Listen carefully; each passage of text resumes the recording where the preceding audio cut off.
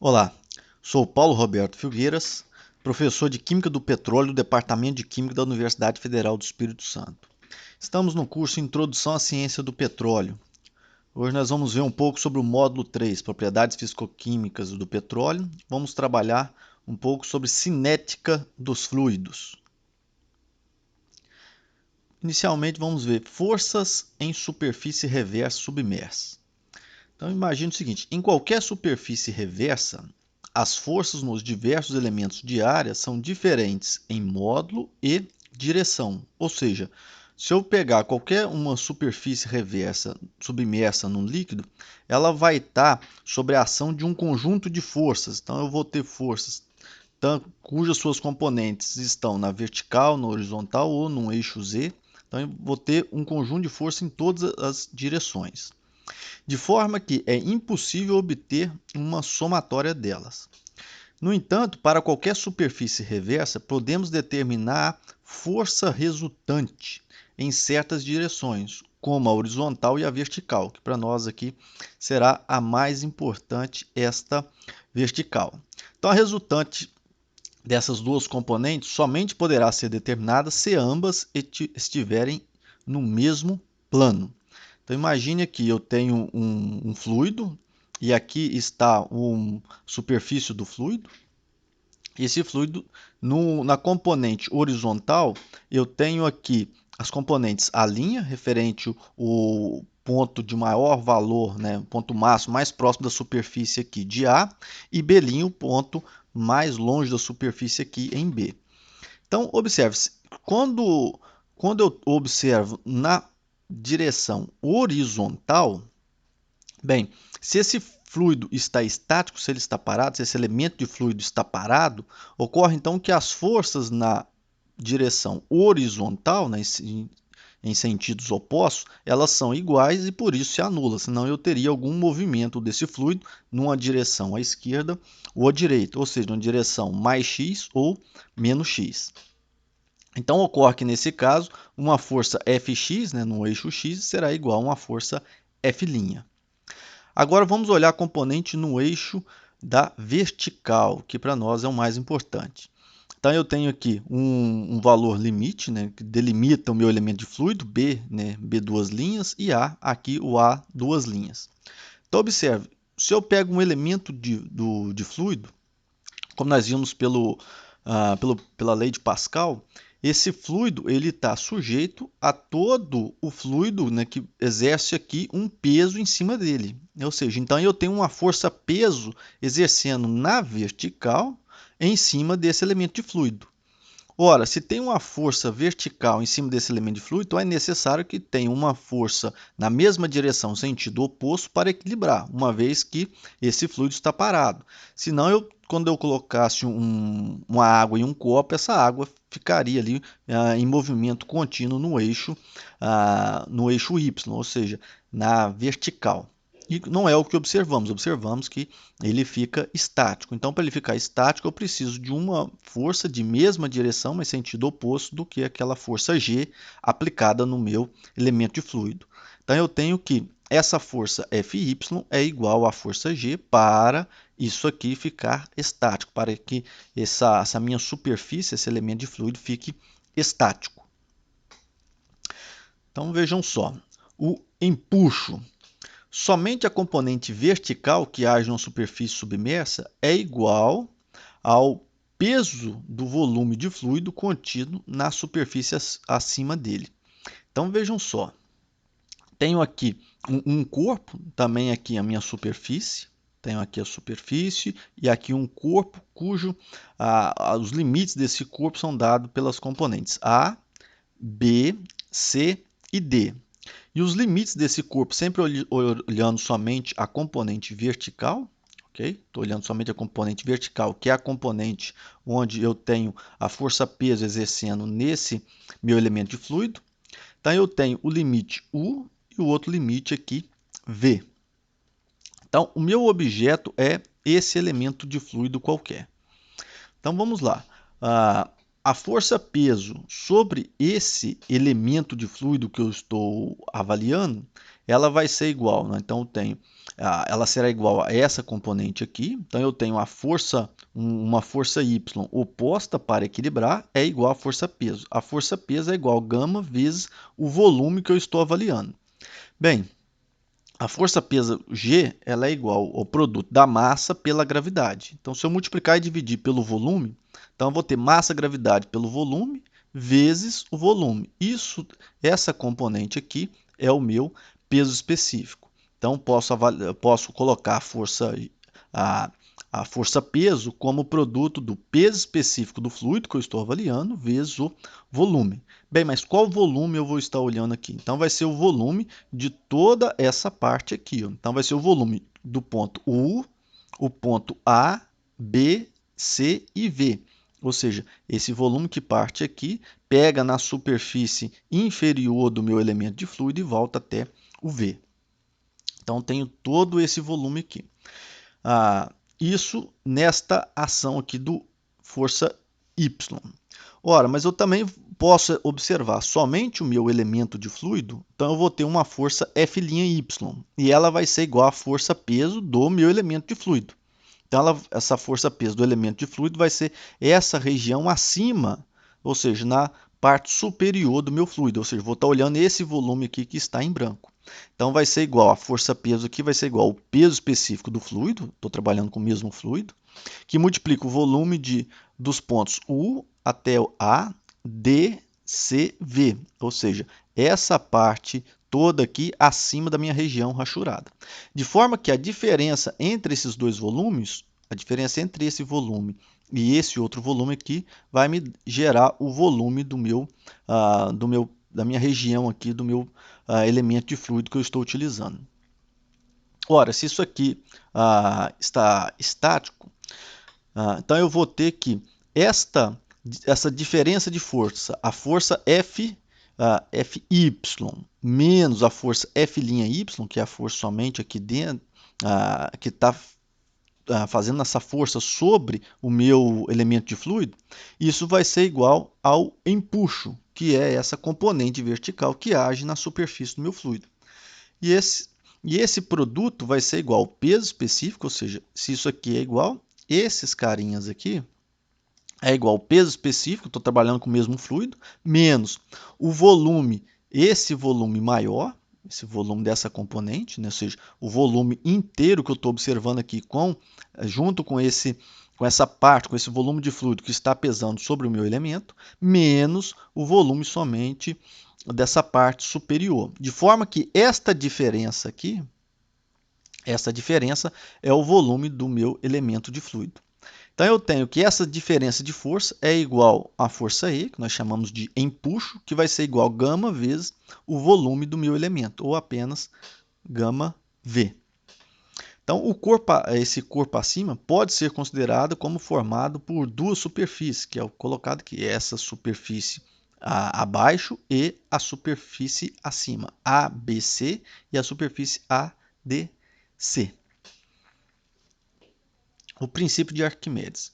Então, num corpo total ou parcialmente imerso num fluido, age uma força vertical de baixo para cima chamada empuxo, ou seja, a força empuxo ela é oposta à força peso. Então, eu tenho a força peso atuando sobre o meu elemento de fluido e aqui o empuxo, cuja intensidade é igual ao peso do volume de fluido deslocado, somente o volume de fluido deslocado. Então, um corpo ele flutua se o empuxo for maior do que a força-peso. Então, o empuxo é o gama do fluido vezes o volume deslocado e a força-peso é o gama do corpo, ou seja, o peso específico do corpo vezes o volume deslocado. Então, se o fluido está totalmente imerso, então o volume, no caso aqui, o volume deslocado e o volume do corpo serão igual, então eu tenho que o gama do fluido é maior ou igual ao gama do corpo. Sobre os regimes de escoamento. Então, vamos avaliar aqui alguns regimes de escoamento. Então, o primeiro a ser observado é o regime permanente. É aquele em que as propriedades do fluido são invariavelmente em cada ponto ao passar do tempo. ou seja, eu não tenho variação das propriedades do meu fluido com o tempo. Como exemplo, temos aqui um reservatório. Então, o reservatório, podemos colocar aqui um reservatório de água e aqui eu tenho uma torneira. Essa torneira está aberta e enchendo esse reservatório com água. Mas aqui ao fundo eu tenho uma outra válvula, uma outra torneira que libera água. Ocorre que a quantidade de água que entra no meu reservatório é igual à quantidade de água que sai, de forma que o nível de água no meu tanque ele permanece constante. Esse nível permanecendo constante, qualquer ponto que eu observar aqui no meu tanque, as propriedades dele elas permanecem constantes com o passar do tempo. Ou seja, independente do volume de líquido que está entrando e do volume de líquido que está saindo. Então, as propriedades do fluido podem variar de ponto para ponto. Então, num ponto mais próximo à superfície, ele vai ter umas propriedades diferentes de um ponto mais ao fundo do meu tanque, mas não podem haver variação com o tempo. Bem, um outro caso que podemos observar, nesse caso onde o regime é permanente, onde não há essa variação das propriedades do fluido com o tempo, é quando eu tenho reservatórios de grandes dimensões. Então, por exemplo, eu tenho um reservatório de fluido muito grande e ocorre que na medida em que eu vou retirando o fluido dessa região, desse reservatório, o reservatório é tão grande que a quantidade de fluido que sai acaba não alterando esse nível constante do meu reservatório. Nesses casos, nesses casos específicos, eu estou contando dentro do tempo que eu estou avaliando. Então, por exemplo, posso levar em consideração o nível por exemplo, de uma barragem Itaipu, o volume de água lá é tão grande, então se eu imaginar que o tempo no qual eu estou avaliando é o tempo de 1, 2 dias, né? Esse é o tempo que eu estou avaliando, então dentro desse tempo, mesmo que a vazão de água lá não seja tão grande que está chegando no reservatório e a vazão de saída continue maior, a diferença é tão pequena que o reservatório é tão grande que durante o tempo que eu estou avaliando ele não vai sentir essa diferença. Um outro caso interessante é, por exemplo, alguns reservatórios de petróleo da camada de pré-sal, o volume é tão grande que se eu considerar as variações do reservatório durante poucos dias, ou talvez semanas, o volume que é extraído de óleo ele é tão pequeno em relação à quantidade que tem no reservatório que as propriedades do reservatório continuam constantes mesmo havendo uma extração de fluido continuamente. É lógico que se passar um tempo muito grande, isso vai influenciar as propriedades do meu reservatório. Mas é interessante notar que quando eu coloco esse reservatório, quando eu estou citando reservatórios de grande dimensão, as propriedades não podem variar durante o tempo. Mas que tempo é esse? É o tempo que eu estou analisando o meu sistema. Então, no mesmo caso do reservatório de petróleo, se eu estiver avaliando, por exemplo, no início da produção de um poço, então durante uma semana, durante 7 dias, estou fazendo os testes e a retirada de óleo ali do poço, a depender da grande quantidade, né, do grande volume de petróleo que eu tenho, eu continuo retirando e as propriedades do meu poço continuam as mesmas. Ela vai começar a variar na medida em que eu retiro um volume tão expressivo que ele começa a alterar as pressões dentro do meu poço, ou alterar a saturação dos fluidos dentro do poço. O outro regime que nós temos é o regime transiente. Então, as propriedades variam com o tempo. Então, por exemplo, eu tenho um reservatório não é um reservatório de grandes dimensões, e aqui embaixo eu tenho uma válvula de escape onde, quando eu abro essa válvula, a pressão do fluido aqui exerce uma pressão de forma que eu vou retirando o fluido do meu tanque. E ao passar do tempo, não havendo a reposição de fluido, a pressão, né, o nível, então a pressão vai reduzindo. Na medida que o nível vai abaixando, a pressão aqui embaixo no ponto vai reduzindo, porque a coluna de fluido que eu vou tendo é menor. Então eu começo a perder pressão, então o jato vai ficando cada vez menor, e aqui em um tempo T3 eu já vou ter uma pressão aqui embaixo menor ainda, de forma que o jato ele vai ter uma menor pressão ainda. Ou seja, com o tempo, na medida em que eu vou retirando o fluido do meu sistema, as propriedades do meu sistema, né, do meu sistema que eu estou olhando, do meu reservatório, vai alterando, porque vai alterando a altura, vai alterando a carga de pressão dentro do meu ponto, dentro do meu sistema. Bem, em reservatório de grandes dimensões, vale lembrar que é aquele cujas dimensões são tão extensas que a retirada ou admissão de fluido não provoca variação significativa no seu nível. E a consequência, consideramos, nesse caso, um regime permanente. Isso aqui é interessante. Então, quando eu estou falando de um reservatório de grandes dimensões dentro de um certo tempo, de um limite de tempo espacial, eu estou considerando um regime permanente. Os escoamentos laminar e turbulento. Então, os tipos de escoamento. Eu posso ter um escoamento viscoso ou não viscoso ou invíscido, compressíveis ou incompressíveis e interno ou externo. Então, imagine aqui uma tubulação fina, e aqui eu tenho o meu fluido fluindo por essa tubulação. Então, eu posso ter o fluido chamado fluido laminar, ou seja, eu tenho lâminas de fluido. Aqui, apesar de ter uma representação 2D, mas se eu tivesse um fluido, um tubo cilíndrico, é como se fosse camadas horizontais. Ou seja, nessa camada horizontal, dentro desse fluido, eu tenho um diâmetro e como nós vimos, a depender da altura que eu vou estar aqui no meu dentro da minha tubulação, eu vou ter uma carga de pressão diferente. Então, mais acima, carga de pressão menor, mais abaixo aqui, no caso, sempre no eixo Y, eu vou ter uma carga de pressão maior. Então, em cada altura onde eu tenho a carga de pressão constante, é como se eu tivesse lâminas de fluido. Então, por isso que eu tenho esse fluido laminar. Então, eu tenho lâminas de fluido se movendo uma sobre a outra. Ou eu posso ter esse outro tipo de fluido, que é o fluxo turbulento. Então, nesse turbulento, cada elemento de fluido ele adota uma direção diferente, enquanto que as direções, eu tenho esses vetores de velocidade, todos eles estão na mesma direção e estão todos eles paralelos, enquanto aqui, no caso aqui direção e sentido, né, todos, mesma direção, sentido e paralelos, enquanto aqui eles assumem direções totalmente opostas. Então, acaba que nesse caso do movimento turbulento, eu vou gastar, eu careço de uma maior quantidade de energia para movimentar esse fluido. Isso porque, se eu observar aqui no fluxo laminar, os vetores velocidades estão todos na mesma direção e mesmo sentido. Eles podem ter intensidade diferente, mas eles estão na mesma direção e mesmo sentido.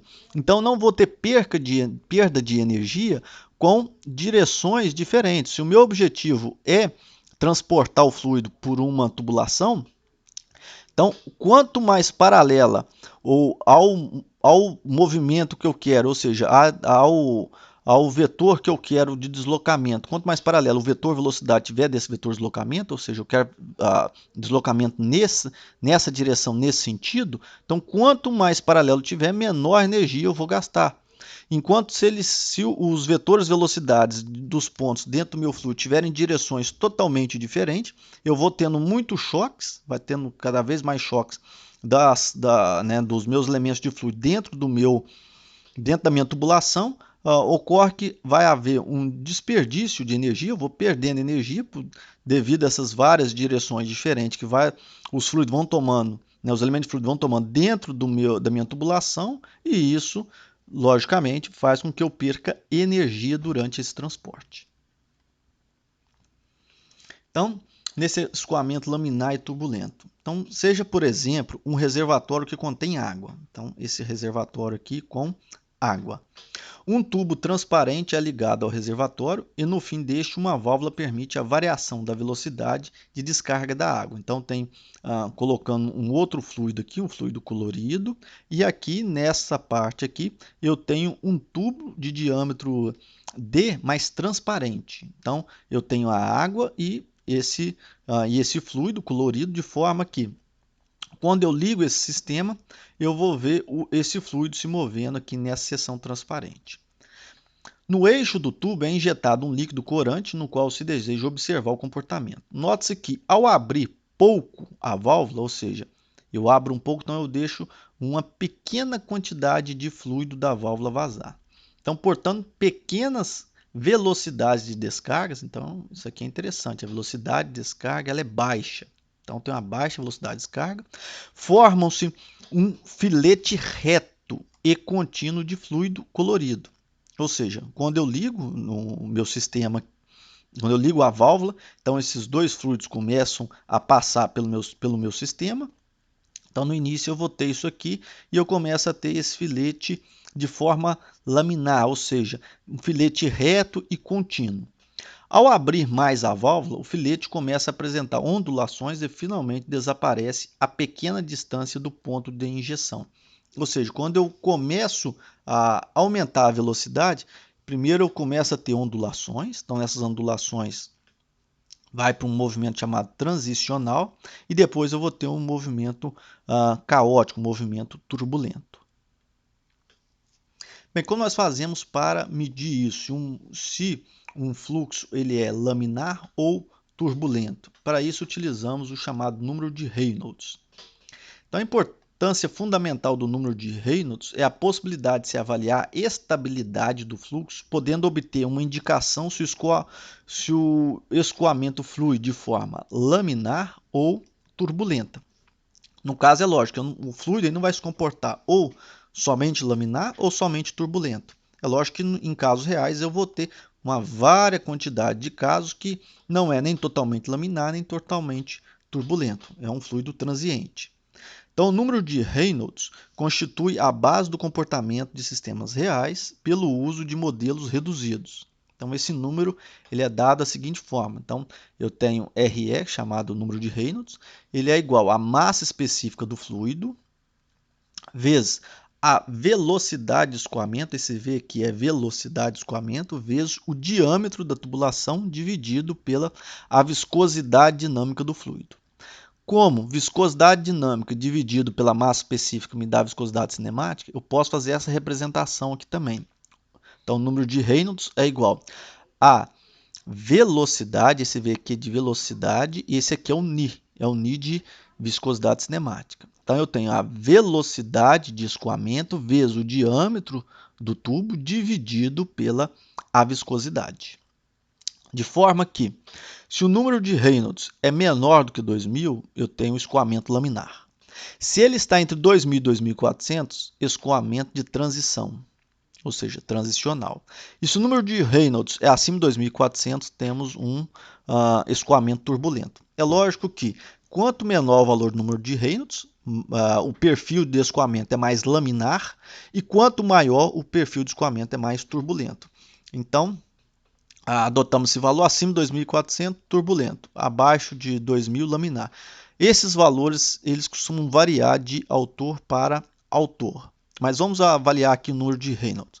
Se eu imaginar um fluido, né, um mesmo fluido, ou seja, um fluido também homogêneo, com a viscosidade cinemática constante, o diâmetro também dele será o diâmetro da tubulação também constante, então eu tenho esse carinha constante, a viscosidade cinemática constante, o diâmetro da tubulação constante durante toda a seção que eu estou observando, então sobrou somente a velocidade.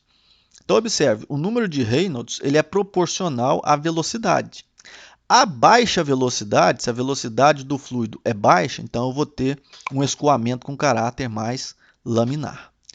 À medida que eu vou aumentando a velocidade, eu vou ter um escoamento com caráter transicional, né? Um caráter de transição.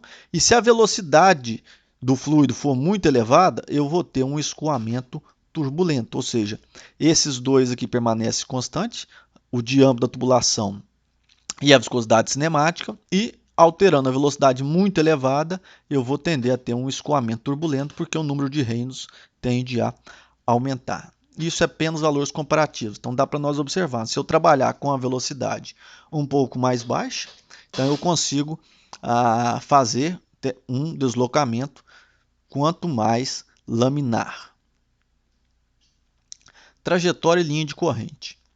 Trajetória é o lugar geométrico dos pontos ocupados por uma partícula em instantes sucessivos. Então eu pego todo o caminho que a minha partícula faz. Então imagine aqui uma seção transversal com uma certa angulação, né, um tubo com uma certa angulação. Então eu tenho as trajetórias, em azul aqui eu tenho as minhas linhas, e pontilhada aqui as trajetórias, né, no qual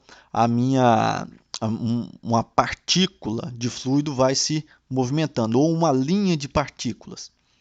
Então vejam só, a trajetória são todas essas linhas aqui, são todos esses pontos no qual o meu elemento de fluido está passando.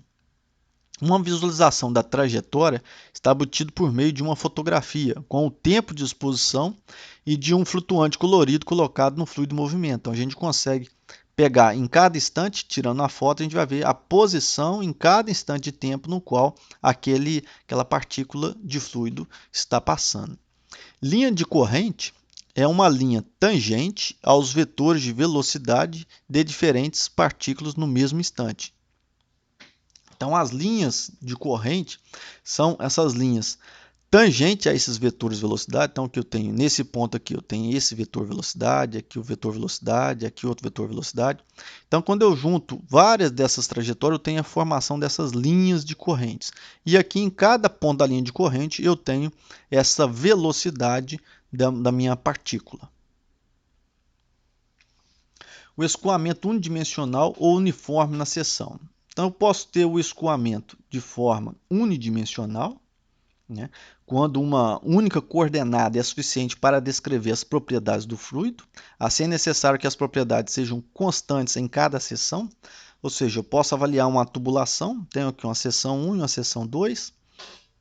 Então, nessa seção 1, eu tenho que as propriedades na direção do eixo Y, ela é constante, ou seja, todos os vetores de velocidades aqui eles têm a mesma intensidade, então as propriedades todas é constante, e eu só preciso de uma direção, no caso o eixo X, para descrever o escoamento do meu fluido, então, tanto no ponto 1 quanto aqui no ponto 2.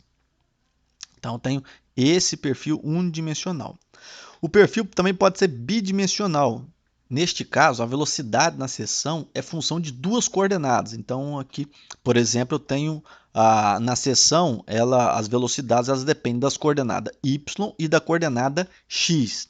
Então, nesse escoamento, o diagrama de velocidade repete-se identicamente nos planos paralelos. Então, por exemplo, eu tenho um plano aqui, um plano na seção 1 e um plano na seção 2, e o perfil ele se repete. Então, por exemplo, aqui, se eu tenho esse perfil, aqui eu não posso ter um perfil diferente, por exemplo, um perfil desse outro formato aqui, onde eu tenho essas variações nos meus vetores de velocidade. Então, se nessa direção central da tubulação é o maior valor de vetor velocidade e eu tenho uma equação que me descreve esses vetores de velocidade na seção, essa equação também deve ser aplicada nesse segundo ponto.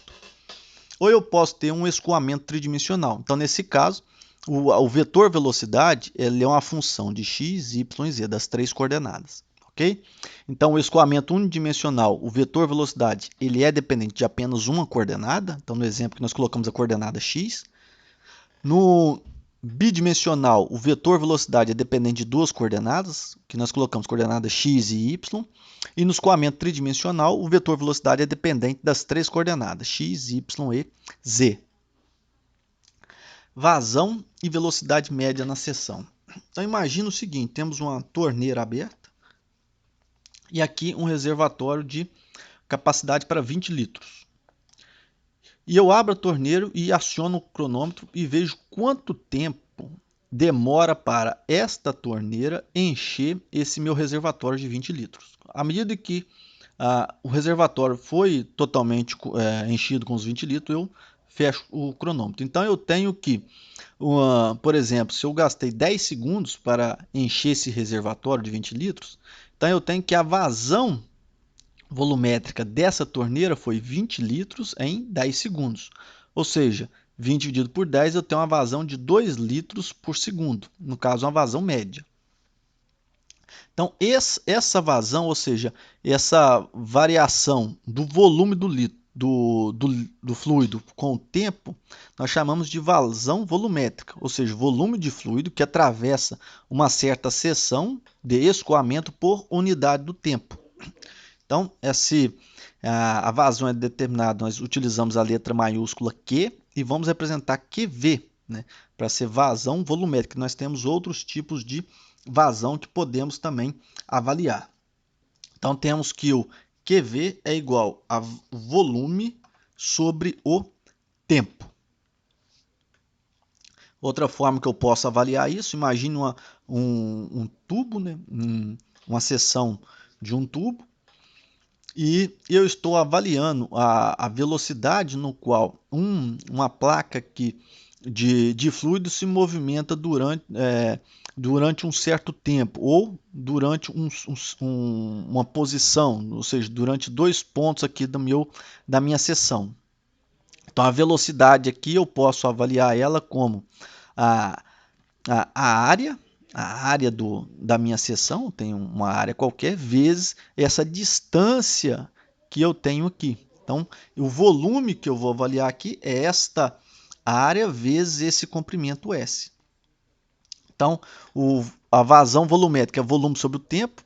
Esse volume eu posso colocar em área vezes essa distância que eu estou avaliando, que isso distância sobre o tempo é igual a velocidade, então eu posso avaliar que a vazão também é igual a uma seção transversal de área A da minha tubulação vezes a velocidade média do escoamento, ok? Então, no início aqui eu marquei um tempo inicial, tempo zero, pá, soltei o cronômetro.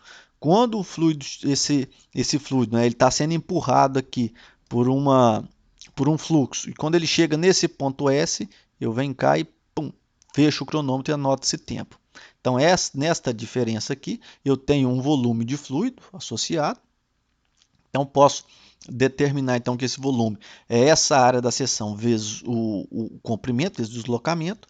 Então, essa vazão eu posso também anotar como área vezes a velocidade de escoamento. O interessante de utilizar essa equação é que ela também é dependente da velocidade de escoamento do fluido. Então vejam só, na maioria dos casos práticos, o escoamento não é unidimensional. No entanto, é possível obter uma boa aproximação utilizando a velocidade média na seção. Ou seja, eu faço uma boa aproximação da velocidade na seção pela a velocidade média. Então, se eu avaliar em relação, eu tenho aqui uma parte, uma tubulação, tenho uma seção transversal A, e aqui eu pego um elemento de área dA com a velocidade v. Mas observe que o perfil de velocidade aqui é dependente dos 3 eixos, x, y e z. Só que eu pego esse pequeno elemento de área, então a vazão desse elemento de área, então a vazão dQv vai ser igual à velocidade desse vetor, vezes o dA. Então, esse elemento de fluido ele tem uma velocidade v, então vai ser igual a v dA.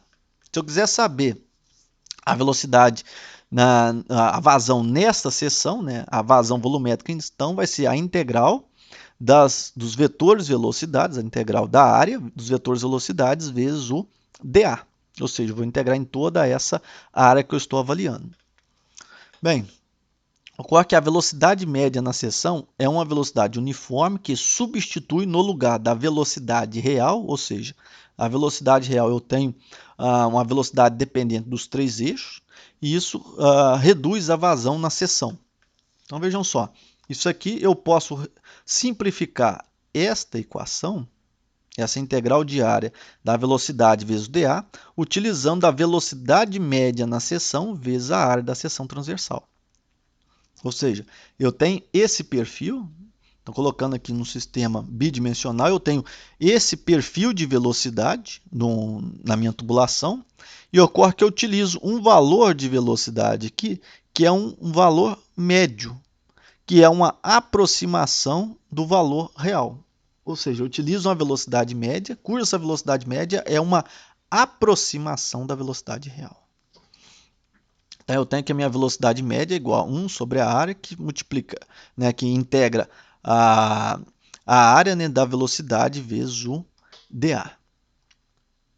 Esse seria o valor um valor da velocidade média para um sistema tridimensional. Vazão e velocidade média na seção. Então, assim como se define a vazão em volume, podem ser analogamente definidos vazões em massa e em peso. Então, a vazão em massa, no mesmo exemplo que eu coloquei lá, de um reservatório de 20 litros d'água, eu poderia estar medindo ali, colocar esse reservatório em cima de uma balança, medindo o peso de fluido que está entrando e fechar esse sistema quando o peso atingir, por exemplo, 20 quilos ou algo assim. Então, poderia estar anotando a massa sobre o tempo, ou eu tenho também a vazão em peso. Então, eu tenho a vazão em massa, só voltando aqui, eu vou determinar o Q é utilizado para vazão, a letra Q maiúscula para vazão, então Q, M. Então, vazão mássica. E vazão em peso, eu utilizo o Q, G, ou seja, o Q para vazão e o G para peso. Todas elas têm o mesmo denominador, ou seja, eu avalio sempre em relação ao tempo. Então, a vazão volumétrica, eu avalio o volume em um determinado tempo, né? Variação do volume pelo tempo. A variação mássica, eu avalio a variação de massa com o tempo. E a vazão em peso, eu avalio a variação de peso com o tempo. De forma que essa vazão mássica, massa sobre o tempo, a massa ela é igual ao produto da massa específica vezes o volume. Então, observe que volume sobre o tempo nós já vimos agora, é a vazão volumétrica. Então, volume sobre o tempo é igual a vazão volumétrica. Então, eu posso representar que a vazão mássica é igual à massa específica do fluido vezes a vazão volumétrica. Ou, como a vazão volumétrica é a velocidade média vezes a área da seção transversal, eu tenho que a vazão mássica é igual ao produto da massa específica do meu fluido vezes a velocidade média na seção vezes a área da seção transversal. Já a vazão em peso, então o peso ele é igual ao gama, que é o peso específico do fluido, vezes o volume. Então, novamente aqui, volume sobre o tempo é igual à vazão volumétrica. Então, posso adotar aqui a vazão em peso ela é igual ao gama vezes a vazão volumétrica, que isso vai ser igual a massa específica do fluido vezes a gravidade vezes a vazão volumétrica, ou gravidade vezes a vazão mássica. Então, isso porque o ρ vezes o QV, nós vimos aqui, ρ vezes QV é a vazão mássica. Então, eu tenho a relação entre as três vazões, né? A vazão mássica é igual a massa específica vezes a vazão volumétrica. E a vazão em peso é igual ao peso específico vezes a vazão volumétrica. Ou a vazão em peso é igual a gravidade vezes a vazão em massa. Bem, dá para ter uma noção rápida dessa última equação aqui, pois a diferença entre a massa e o peso é somente a multiplicação pela força da gravidade. As dimensões dessas vazões, né? Vazão em volume, massa e em peso. Então, a dimensão de volume, então, a vazão em volume eu tenho dimensão de volume sobre o tempo. Em massa, eu tenho dimensão de massa sobre o tempo. E em peso, eu tenho dimensão de força sobre o tempo. Então, no sistema MKS, eu tenho metro cúbico por segundo, que é do vazão volumétrica, quilograma por segundo, vazão mássica, e newtons por segundo, que é a vazão em peso. No sistema CGS, eu vou ter centímetro ao cubo por segundo para a vazão volumétrica, grama por segundo para a vazão massa e dínamo por segundo para a vazão em peso. E no sistema MKGFS, eu vou ter metro cúbico por segundo, idêntico aqui ao sistema MKS, isso para a vazão volumétrica. Para a vazão massa, eu vou ter unidade técnica de massa por segundo. E para a vazão em peso, eu vou ter quilograma-força por segundo.